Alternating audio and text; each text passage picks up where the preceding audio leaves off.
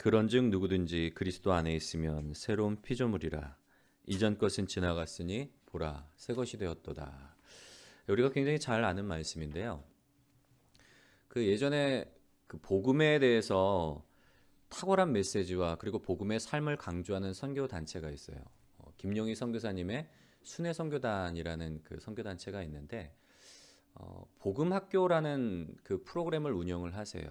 이제 뭐 수련회라고 하면 수련회라고도 할 수 있는데 복음 학교에 참여하면은 계속해서 복음에 대해서 이제 말씀을 듣게 되는데 복음이란 건 과연 뭘까? 우리가 복음에 대해서 굉장히 많이 듣고 살아왔지만 그 복음의 내용과 그리고 복음을 삶으로 살아가는 것에 괴리가 있기 때문에 이 김용희 선교사님이 복음에 대해서 깨닫고 난 후에 그 말씀을 계속 전하고 이제 강조를 하시는 거예요.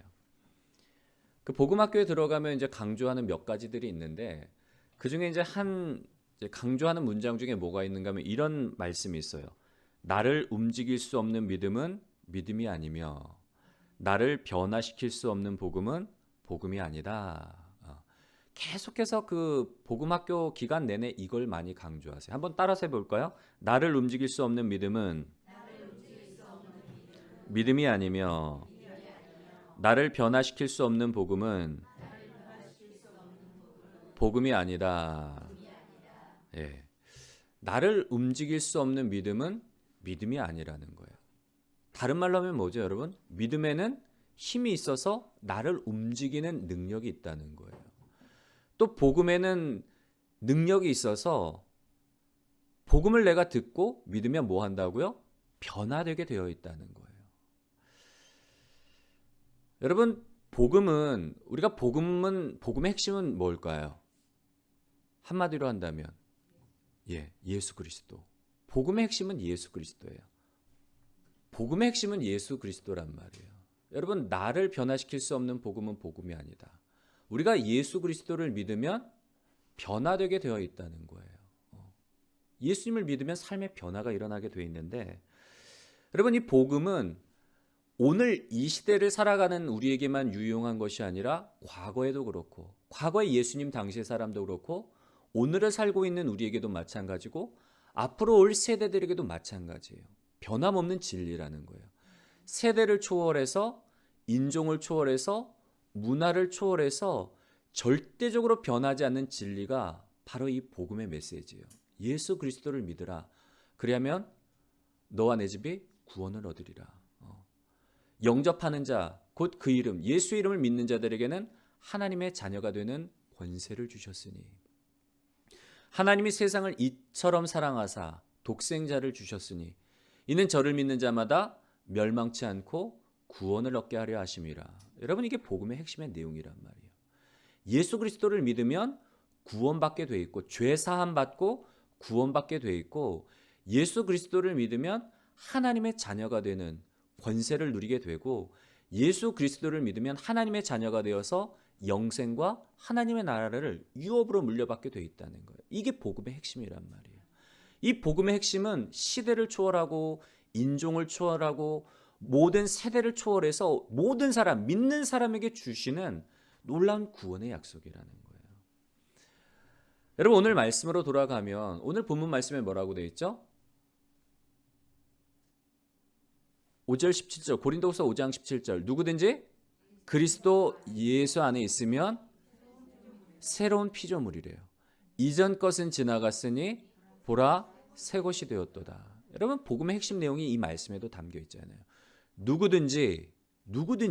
뭐 가난한 사람이건 부자건 어린아이건 어른이건 배운 사람이건 배우지 못한 사람이건 미국 사람이건 뭐 아프리카 사람이건 모든 사람 누구든지 그리스도 예수 안에 있으면 새로운 피조물이라. 이전 것은 지나갔으니 보라 새 것이 되었도다. 복음의 핵심인 예수 그리스도가 나와 있고 예수 그리스도 안에서는 어떤 변화가 일어난다고요? 새로운 피조물이라는 거예요.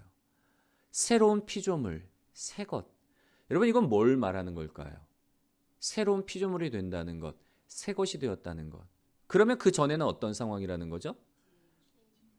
무언가 낡은 것, 무언가 변화 이전의 상황이 있다는 거예요. 그렇기 때문에 예수 그리스도 안에서 새로운 피조물이 되었고 새 것이 되었다는 것. 오늘 제목이 뭐죠, 여러분? 신자됨의 증거. 신자됨의 증거가 뭐냐? 변화라는 거예요.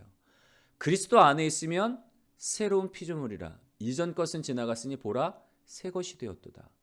예수 그리스도 안에 있으면 우리에게 일어나는 확실한 증거는 뭔가 하면 내가 예수 그리스도 안에 있다는 그 증거. 신자됨의 가장 확실한 증거가 뭐라고요? 변화라는 거예요. 변화. 여러분, 우리가 예수 그리스도를 믿을 때 우리 안에서 두 가지 변화가 일어나요. 첫 번째로는 우리가 잘 아는 칭의, 그리고 두 번째로는 중생.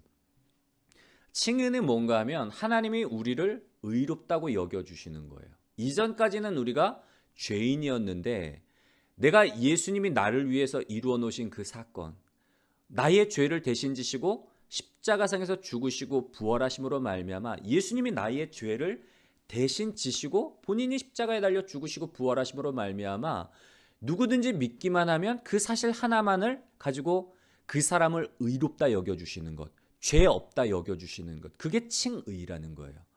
불을 칭해 의로를 의. 너 더 이상 죄인이 아니야. 너 이제 의인이야. 왜냐하면 예수 그리스도를 믿기 때문에. 여러분, 우리가 예수 그리스도를 믿을 때 우리 안에 두 가지 사건이 일어나요. 칭의.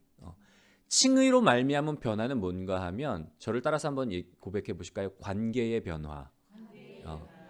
칭의로 말미암아 우리가 얻게 되는 건 뭔가 하면 관계의 변화예요. 이전까지는 내가 죄인이기 때문에 하나님과 나와의 관계가 어떤 관계인가 하면 심판장과 죄인의 관계예요. 나의 죄를 하나님이 나의 죄를 심판하시는 심판자였는데 예수 그리스도를 믿음으로 말미암아 이제는 하나님과 나와의 관계가 어떻게 변화될까요, 여러분? 자녀의 관계. 더 이상 심판장과 죄인의 관계가 아니라 아버지와 자녀의 관계가 되는 거예요. 우리의 관계 속에 변화가 일어나요. 두 번째로 우리가 갖게 되는 변화는 뭔가 하면 중생으로 말미암은 변화예요. 중생은 뭔가 하면 우리의 속사람의 변화예요. born again, 거듭날 중에 날생, 새롭게 태어난다는 거. 오늘 고린도후서의 말씀처럼 누구든지 그리스도 예수 안에 있으면 어떤 피조물이라고요? 새로운 피조물이래요. 과거의 나가 아니라 내가 느끼기에는 내가 예수 그리스도를 믿고 나서 변화된 게 없는 것 같지만 그렇지 않다는 거예요. 예수 그리스도를 믿는 순간 내 속사람이 변화됐다는 거예요. 새롭게 예수님 안에서 새롭게 태어났다는 거예요. 예수 그리스도와 함께 예수 그리스도를 믿음으로 말미암아 세례를 받으면서 그 안에서 우리는 죄에 대해서는 죽고 부활하신 예수님의 생명에 연합해서 새로운 생명으로 태어났다는 거예요. 그 고백이 바로 세례예요. 내가 예수 그리스도 안에서 과거의 나, 죄악 덩어리로 살아가던 나가 아니라 예수 그리스도 안에서 새로운 피조물로 태어났다는 고백이 바로 세례인데 여러분, 예수 그리스도 안에서 우리는 새로운 피조물이 된 거예요. 속 사람이 변화된 거예요. 그래서 우리가 중생으로 말미암은 변화는 어떤 변화인가 하면 나의 내면의 변화예요. 속 사람의 변화. 이 두 가지 변화가 우리 안에 일어나게 되어 있는데 필연적으로 일어나게 되어 있는 거예요. 예수 그리스도 안에서 하나님과 나와의 관계가 변화되고 그리고 내 속사람이 변화되는 변화가 일어나는데 오늘은 두 가지 변화 중에서 이 두 번째 변화를 좀 살펴보려고 해요. 그리스도 예수 안에 있으면 우리가 어떤 변화, 진짜 참된 신자의 증거가 뭐라고요? 변화인데 그 변화의 기준이 뭘까? 뭘 보고서 내가 변화되었는지, 내가 그리스도의 사람이 되었는지를 살펴볼 수 있는지를 세 가지로 좀 살펴보려고 합니다. 여러분, 참된 변화는 우리의 중심의 변화를 의미해요. 우리의 속사람이 변화된 것. 그러면 우리가 내가 정말 변화됐는지를 점검할 수 있는 기준, 그 기준, 첫 번째 기준은 뭐가 있는가 하면 한번 읽어볼까요? 시작. 참 주인이 바뀌었는가. 내가 예수 그리스도를 믿음으로 말미암아 내 어떤 속사람이 변화되었는지를 점검할 수 있는 첫 번째 기준은 뭔가 하면 뭘 살펴보면 되는가 하면 참 주인이 바뀌었는가를 살펴보면 돼요. 로마서 14장 7절부터 8절의 말씀 우리 한번 읽어볼까요? 시작. 누구든지 자기를 위하여 사는 자가 없고 우리가 살아도 주를 위하여 살고 죽어도 주를 위하여 죽나니 그러므로 사나 죽으나 우리가 주의 것이로다. 아멘. 사도 바울의 고백인데요. 우리가 예수 그리스도 안에 있으면 어떤 삶을 살아가게 되는가 하면 우리 중에 누구든지 자기를 위하여 사는 자가 없고 자기를 위하여 죽는 자도 없다. 우리가 살아도 주를 위하여 살고 죽어도 주를 위하여 죽나니 그러므로 사나 죽으나 우리가 주의 것이로다. 우리가 예수 그리스도를 구주로 고백한다는 것은 어떤 의미가 있는가 하면 더 이상 내 삶의 주인이 내가 아니라는 거예요. 우리가 예수 믿기 전까지만 해도 내 인생은 나의 것, 내 인생은 나의 것. 저희 중고등학교 때 이런 노래 많이 불렀어요. 엄마가 잔소리하면, 엄마가 뭐라고 하면 엄마 앞에서 내 인생 나의 것. 참견하지 말라는 거예요. 엄마, 내 인생은 내 거예요. 아빠, 내 인생은 내 거예요. 내 삶, 내가 원하는 대로 살게 내버려 주세요. 우리 사춘기 시절에 막 그 방황할 때 그렇게 한단 말이에요. 엄마, 저 왜 자꾸 나한테 잔소리하세요? 이래라 저래라 하지 마세요. 이제 나도 컸는데 내 맘대로 살고 싶어요. 우리가 예수 믿기 전에는 그래요. 내 인생이 나의 것이라고 착각하며 살아요. 근데 사실 내 인생의 주관자가 내가 아니라 우리는 마귀의 조종을 받고 살아가는 거예요. 나는 내가 주인 돼서 내가 살고 싶은 대로 내가 원하는 대로 살고 있다고 생각을 하지만 그런데 그게 아니라 영적으로 보면 내 인생이 내 게 아니라 예수 믿기 전에는 마귀의 조종 아래서 마귀의 농간 아래서 놀아나는 거예요. 그런데 예수님을 알고 예수님을 믿고 난 이후에는 어떻게 된다고요? 나를 위해 자기의 생명을 주신 예수 그리스도, 나를 하나님의 형상대로 지으신 아버지 하나님, 죄 용서받을 수 없고 돌아갈 수 없는 나를 구원하기 위해서 독생자를 주셔서 독생자를 보내셔서 나를 다시금 아버지께로 인도하시는 그 사랑에 감동되고 감격해서 이제는 더 이상 내 삶이 내 것이 아니라 주님이 나의 삶의 주인이요 주님이 나의 왕이라고 고백하는 삶. 그 삶이 예수 그리스도 안에서 예수님을 믿는 사람들의 삶이라는 거예요. 이제는 우리가 예수 그리스도 안에서 누구도 자기를 위해 살지 않고 누구도 자기를 위해 죽지 않고 살아도 주를 위해서 살고 죽어도 주를 위해 죽는 것인 그 이유가 뭐라고요? 내가 누구의 것이기 때문에? 주님의 것이기 때문에. 예수님이 핏값 주고 나를 사셨기 때문에. 더 이상 내 삶이 내 것이 아니라는 거예요. 예수님이 나를 자신의 생명 주고 핏값을 주고 사셨기 때문에 주님의 것이게 되었기 때문에. 여러분, 예수 믿는 사람은 변화의 기준이 뭐라고요? 첫 번째, 주인이 바뀌었는가.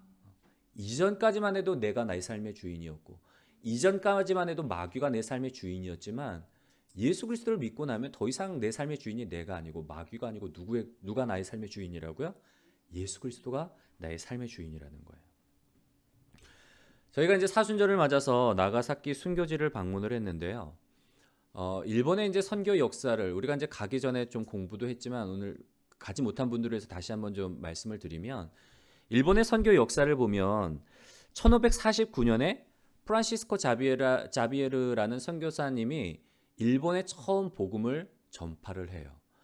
그때가 어느 때인가 하면 이제 전국 시대인데 전국 시대를 통일한 오다 노부나가라는 이 사람으로 말미암아 이 사람이 기독교에 대해서 굉장히 관대해요. 그래서 선교사님이 복음을 전할 때 그것을 허용을 하다 보니까 이제 주로 누구에게 복음을 먼저 전하는가 하면 피지도 마찬가지지만 선교사들이 들어왔을 때에 추장들에게 복음을 전해요.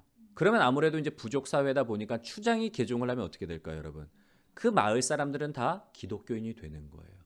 그래서 선교사님들이 처음에 이제 일본에 왔을 때에 지방 영주들을 찾아가서 복음을 전해서 개종을 하게 되면 어떻게 되는 거죠? 그 영지 안에 살고 있는 사람들이 다 기독교인이 되는 거예요. 그래서 전국 시대를 통일한 오다 노부나가의 어떤 그 비호 아래에서 기독교가 한때 일본 기독교가 80만 명, 성도 수 80만 명까지 이제 성장을 하게 돼요. 그런데 오다 노부나가의 뒤를 이어서 누가 이제 일본을 제패하게 되는가 하면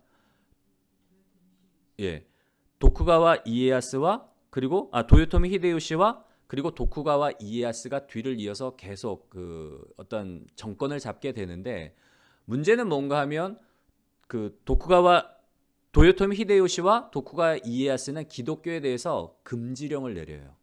정치적으로 어떤 목적을 가지고 야 기독교가 이렇게 그냥 퍼지도록 내버려 두면 안 되겠다. 그러면 우리가 이 일본을 통치하는데 좀 지장이 있겠다, 방해가 되겠다 싶어서 기독교에 대해서 금지령을 내리고 그때부터 박해가 시작이 되는 거예요. 1614년에 도쿠가 이에야스가 이제 금교령을 내리면서 이제 일본 기독교가 큰 위기를 맞게 되는데, 그때 30만 명이 넘는 선교사와 신자들이 체포되었고, 그때 이제 선교사들은 이제 외국 선교사들은 추방을 하고 일본 국민들은 자국민들은 개종을 하도록 그렇게 강요하면서 모진 고문과 핍박을 통해서 개종을 하도록, 배교를 하도록 그렇게 이제 강요를 하게 됩니다. 250년 동안 일본의 그 기독교에 대한 박해가 이루어지는데, 일본에서 이루어졌던 이 기독교 박해의 역사는 세계 교회사 어디를 살펴봐도 이런 역사가 없었던 거예요. 그만큼 혹독하고 그만큼 가혹하게 기독교와 기독교 신자들을 박해해서 일본 땅에 기독교가 제대로 뿌리내리지 못하도록 그렇게 가혹하게 박해를 하게 됩니다. 일본에 이제 3대 대순교가 있는데요. 1619년에 교토 대순교, 1622년에 나가사키 대순교, 1623년에 도쿄 에도 대순교가 있어요. 일본의 어떤 대순교의 역사를 보면 세 차례에 걸친 큰 많은 사람들이 복음을 지키기 위해서 자기의 목숨까지도 기꺼이 희생한 이 순교의 역사가 세 차례 있는 거예요. 그 중에 1622년에 나가사키 지역에서도 대순교의 역사가 있었는데, 우리가 방문한 지역이, 이번에 이제 방문한 지역이 바로 이 나가사키 지역이었습니다. 사진을 한번 좀 보여드릴까요? 우리가 첫째 날 간 곳이 이제 운젠 지역이에요. 온천지대인데, 이게 지금 사진으로 보면은 온천지대예요. 근데 보면은 한번 볼까요? 다음 동영상을 한번 틀어주시겠어요? 여기 물이 지금 팔팔 끓고 있는 거예요.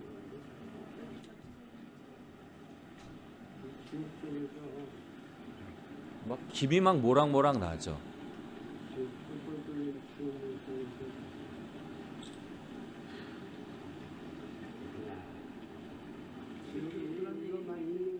네. 보면서도 정말 지옥이라고 표현할 수밖에 없는, 야, 지옥도 정말 이런 지옥이 없어, 그렇게 말씀하실 정도로 보면은 물이 팔팔팔팔 끓어요, 여러분.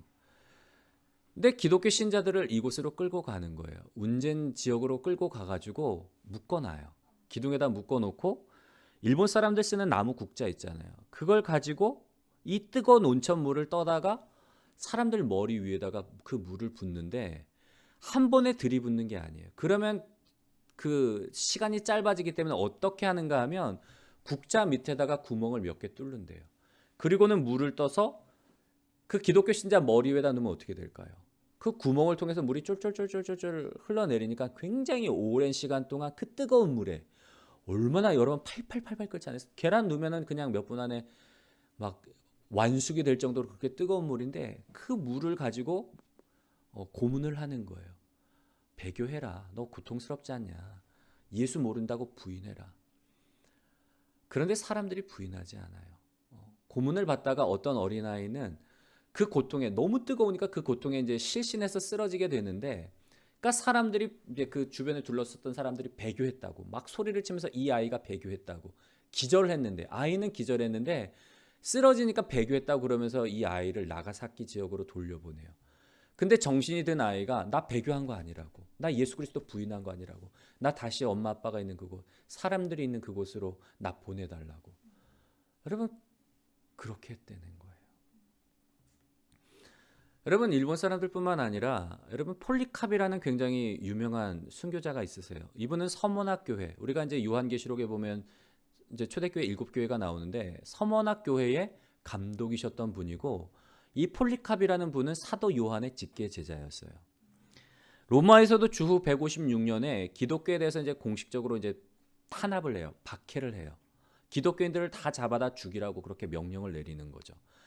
그러면서 이제 폴리캅도 잡아오라고, 로마 총독이 이제 폴리캅을 잡아오라고, 왜냐하면 서문화 감독일 뿐만 아니라 많은 영향력을 미치고 있기 때문에 이 폴리캅을 잡아오라고 명령을 내려서 잡혀가게 되는데, 원형 경기장에 끌려가서 총독이 회유를 하는 거예요. 너 예수 그리스도를 모른다고 부인해라. 그리고 가이사랴, 황제를 너의 신이라고 고백하라. 그러면 내가 너 살려주겠다. 근데 그때 폴리캅이 뭐라고 이야기를 하는가 하면 이렇게 얘기를 해요. 나는 86년 동안 그리스도의 종이었습니다.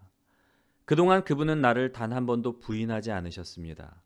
그런데 내가 어찌 나를 구원하신 나의 왕을 부인할 수 있겠습니까? 라고 그렇게 고백하면서 폴리캅은 산채로 불에 태워서 죽임을 당해요. 순교를 하시는 거예요.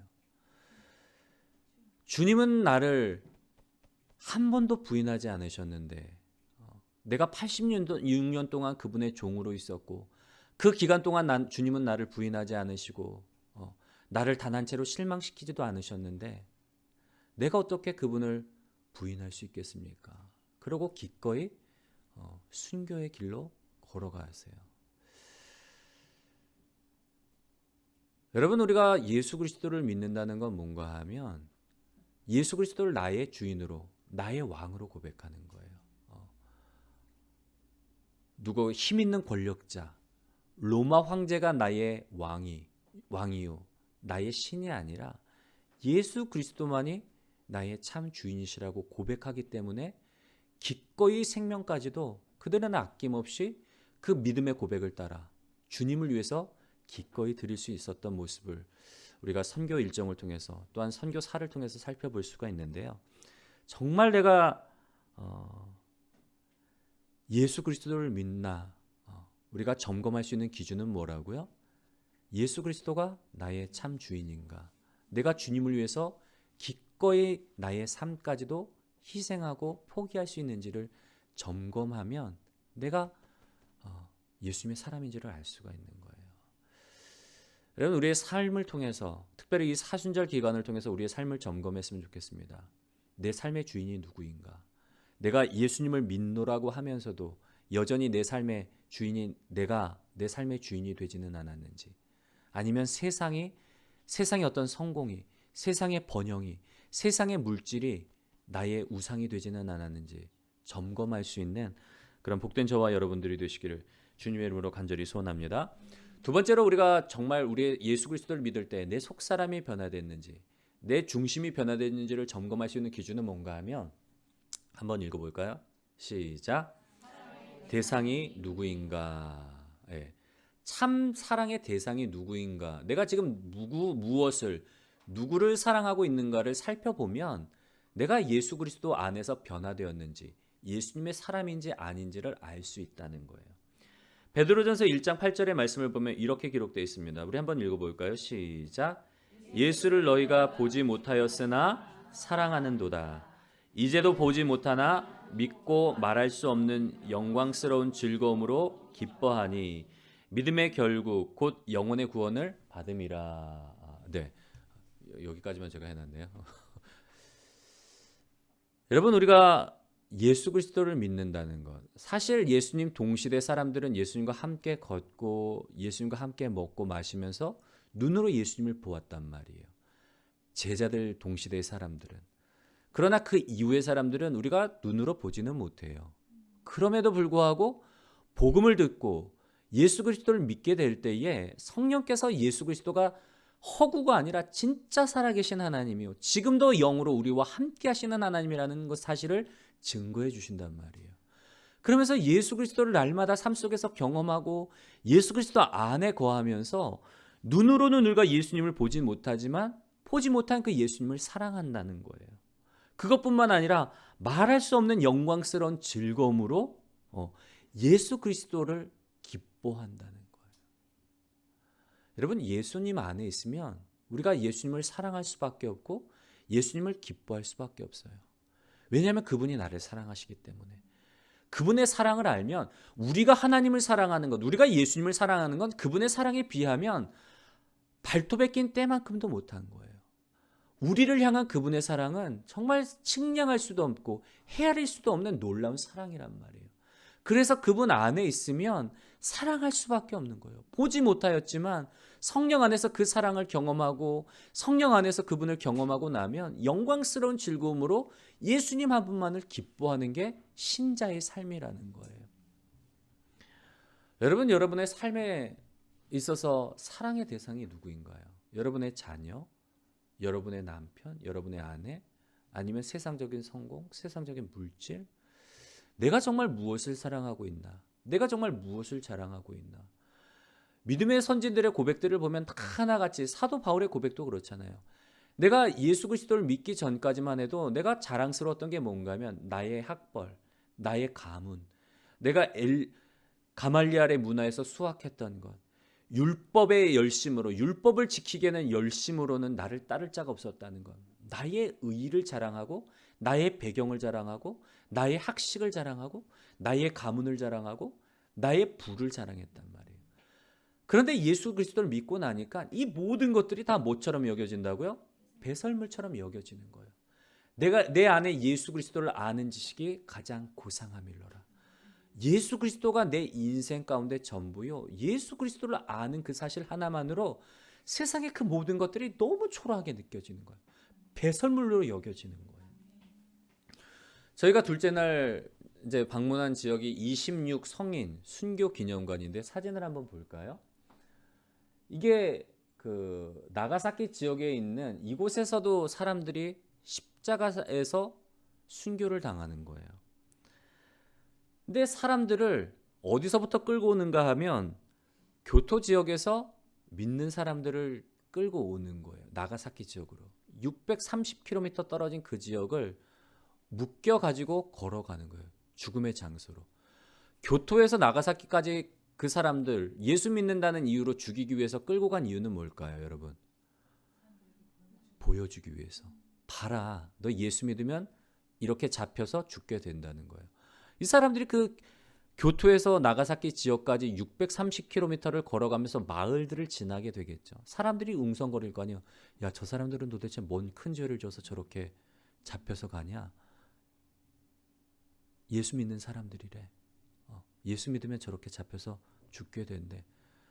그거 보여주기 위해서 630km를 걷게 해요.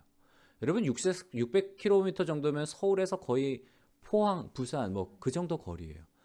그 거리를 걸어가는 거예요. 죽으러. 근데 참 놀라운 사실은 뭔가 하면 보면은 이 그때 죽은 26명의 선교사 외국인 선교사도 있었고 현지 선교사들도 있고 또 일반 성도들도 있었는데 보면은 빨간색으로 표시된 사람들을 보면 키가 작죠. 보이시죠? 다 근데 키가 작아요. 뭔가 어린아이들도 있었던 거예요. 기록에 보면은 최고로 어린아이가 12살 어린아이도 같이 순교를 하는데 그 어린아이가 이 자기가 죽을 그 장소 십자가가 세워져 있는 그 장소에 가면서 자기 십자가를 찾는 거예요. 내 십자가는 어디 있나요? 내 십자가는 어디 있나요? 그러면서 자기 십자가를 발견하고 되게 기뻐했다. 그런 얘기를 하는데 그 자료를 보면 어떤 이야기가 나오는가 하면 그 12살 아이가 그렇게 고백했다는 거예요. 내가 잠깐 동안의 삶을 선택하기보다 나는 영생을 선택하겠다고. 여러분 얼마나 놀라운 고백이에요. 이 땅에서의 잠깐 동안의 삶의 미련을 두고 이 땅에서의 잠깐 동안의 삶을 사랑하는 것이 아니라 주님이 계신 그곳 하늘나라를 사모하고 영생을 사모했기 때문에 자기 십자가를 기쁨으로 바라보고 그게 자기가 죽을 장소인데 죽음에 대한 공포 두려움이 아니라 내 십자가는 어디 있나요? 내가 달릴 십자가는 어디 있는가요? 그래 애타게 찾으면서 자기 십자가를 발견했을 때 그 십자가를 안고 기뻐했다는 거. 여러분 주님을 사랑하지 않으면 도저히 할 수 없는 고백이고 할 수 없는 행동이란 말이에요. 여러분 히브리서 11장 16절의 말씀을 한번 읽어볼까요? 시작. 그들이 이제는 더 나은 본향을 사모하니 곧 하늘에 있는 것이라. 이러므로 하나님이 그들의 하나님이라 일컬음 받으심을 부끄러워하지 아니하시고 그들을 위하여 한 성을 예비하셨느니라. 아멘. 예수 그리스도를 믿으면 사랑의 대상이 바뀌어요. 예수 그리스도를 사랑하게 돼 있고 하나님이 계신 그 본향을 사모하게 돼 있어요. 아무리 이 땅에서 핍박이 있고 고난이 있고 삶의 어려움이 있어도 사랑의 대상이 바뀌었기 때문에 광야 같은 이 세상 예수 그리스도를 믿음으로 인해서 핍박받고 고난받는 이 세상에서도 얼마든지 기쁨으로 살아가게 돼 있는 거예요. 영원한 본향을 바라보며 천국을 바라보며 나의 사랑이 되신 예수 그리스도를 바라보며 그분 안에서 이 땅의 삶을 살아갈 수 있다는 것. 여러분, 우리가 우리의 사랑의 대상을 이 사순절 기간에 내가 정말 무엇을 누구를 사랑하고 있는지 우리의 신앙을 좀 점검하셨으면 좋겠고요. 유일한 사랑이 되신 예수 그리스도, 우리와 지금도 이곳에서 동행하시는 그 예수 그리스도를 바라보며, 또한 우리가 마지막 날에 주님 앞에서 설 때에 하나님이 계신 그곳에서 영원한 삶을 살아가는 그날을 바라보며 살아갈 수 있는 우리 믿음의 성도님들이 되시기를 주님의 이름으로 간절히 소원합니다. 마지막 세 번째로 우리가 중심의 변화를 점검할 수 있는 세 번째 기준은 뭔가 하면, 우리 한번 고백해 볼까요? 진정한 자유를 누리는가. 예. 히브리서 2장 14절과 15절의 말씀을 보면 이렇게 기록되어 있습니다. 우리 한번 읽어보겠습니다. 시작.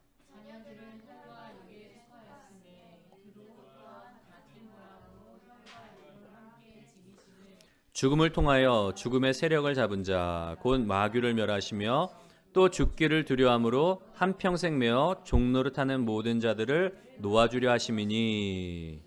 아멘. 예수님께서 오신 목적에 대해 기록한 말씀인데요. 예수님께서 오신 목적은 첫 번째로 죽음의 세력을 잡은 자, 곧 마귀를 멸하시기 위해서 예수님께서 오셨을 뿐만 아니라, 두 번째로는 뭐라고 기록되어 있죠? 죽기를 두려움으로 한평생 매어 종노릇하는 모든 자들을 놓아주기 위해서, 자유케 하기 위해서 예수님이 오셨다는 거예요. 죽기를 두려워함으로. 여러분, 여기서 죽기를 두려워한다는 건 단순히 육체적인 죽음만을 의미하는 게 아니에요.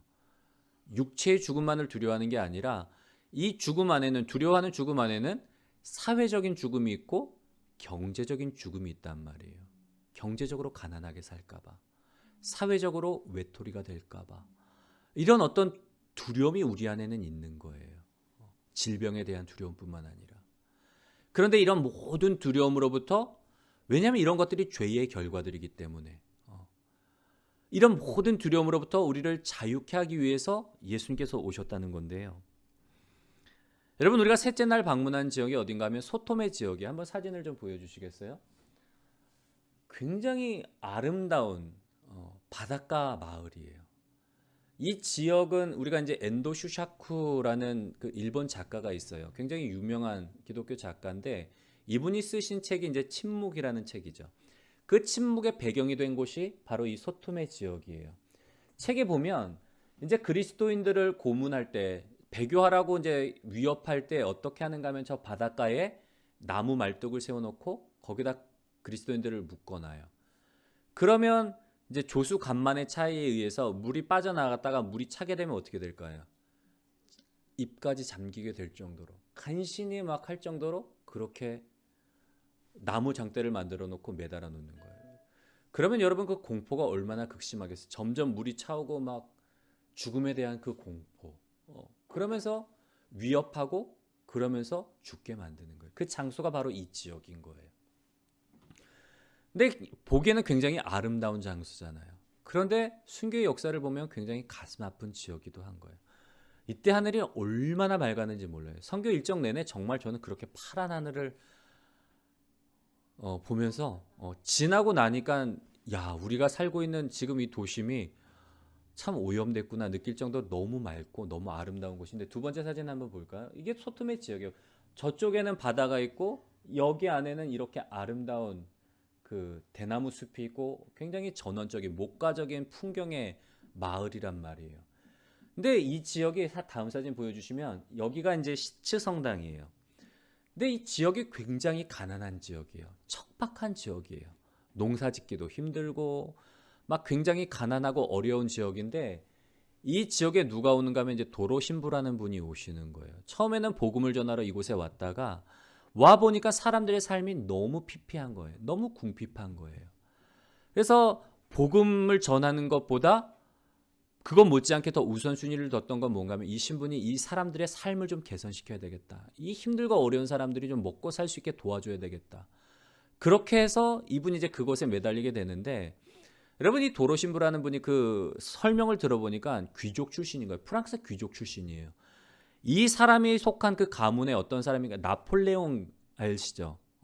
나폴레옹 계열인 거예요. 나폴레옹이 이 가문 안에 있었고, 앙뚜아네트, 마리 앙뚜아네트도 이 가문 안의 사람인 거예요. 그만큼 귀족 출신의 사람인데, 그 귀족 출신의 그 사람이 이 일본 지역, 그리고 예수 그리스도를 믿는다는 것에서 핍박하고 박해하고 죽이기까지 하는 그 지역에 복음을 전하러 오는 거예요. 모든 걸 버려두고 가족들이 뜯어 말렸음에도 불구하고 이곳에 와가지고 제일 낙후된 지역에 와서, 제일 가난한 지역에 와서 그 사람들을 섬기는 거예요. 나중에 박해받다가 이제 금교령이 풀려요. 1873년에 이제 금지령이 풀리면서 도로 신부가 다시금 주임 신부로 이 지역, 이 교회로 오게 되는 거예요. 그리고는 그때부터 사람들 약 35년간 이 사람들과 함께 먹고 생활하면서 자비를 들여가면서 사비를 털어서 농지를 개간하고 교회를 세우고 뭐 사람들이 살 수 있는 그 터전을 마련해서 더 좋은 지역으로, 더 잘 사는 지역으로 이주시키고 사비를 털어가면서 그런 일들을 하는 거예요. 교육과 의료와 농업과 여러 가지 부분에서 먹고 자고 생활하면서 사비를 털어가면서 그렇게 이분이 일본에 온 이후로 고국에 방문하지를 않았대요. 왜냐하면 이곳이 자기의 제2의 고향이라고 생각했기 때문에. 결국에는 그렇게 그곳에서 생을 마감하시는데 참 놀라운 사실은 뭔가 하면 이분이 돌아가실 때에 2,000명의 사람들이 이분의 죽음을 애도하러 몰려온 거예요. 여러분, 이 작은 마을, 이 작은 지역에 멀리서부터 사람들이 온 거예요. 이분의 도움을 받은 사람들, 이분으로 인해서 먹고 살 수 있게 된 그 사람들이 그 은혜에, 이분이 죽었다는 소식을 듣고 그 마을로 다시금 2,000명의 사람들이 와서 그 죽음을 애도했대요. 그것뿐만이 아니에요. 여러분, 이 작은 교회잖아요. 근데 여기에 600명이 신자가 있다는 거예요. 지금도. 그리고 이 작은 교회를 통해서 주교가 2명이 나왔고, 그리고 성직자들과 제 사제들이 몇 명이 나왔는가 하면 약 300여 명들이 배출이 되었다는 거예요.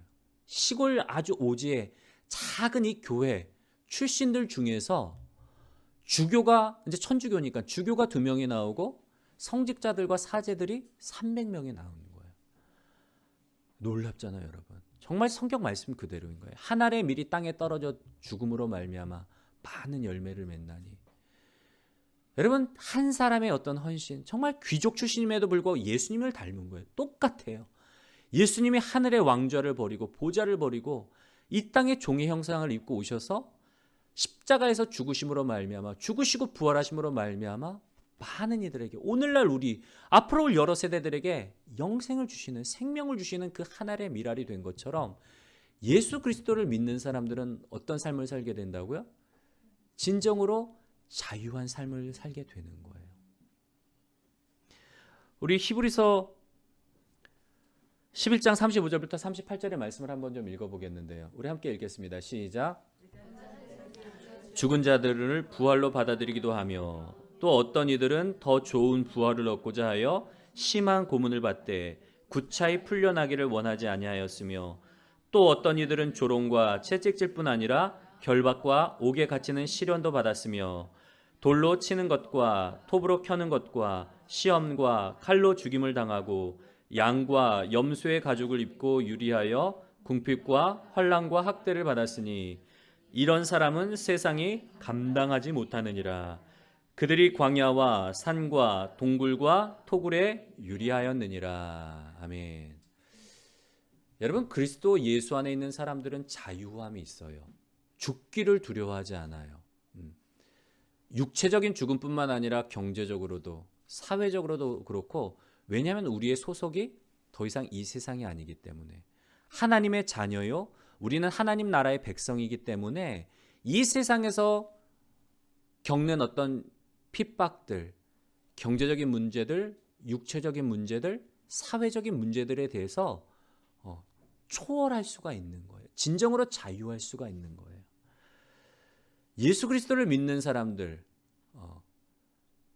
세상이 감당하지 못하는 사람들, 어떤 사람들인가 하면 죽음을 두려워하지 않는 사람들,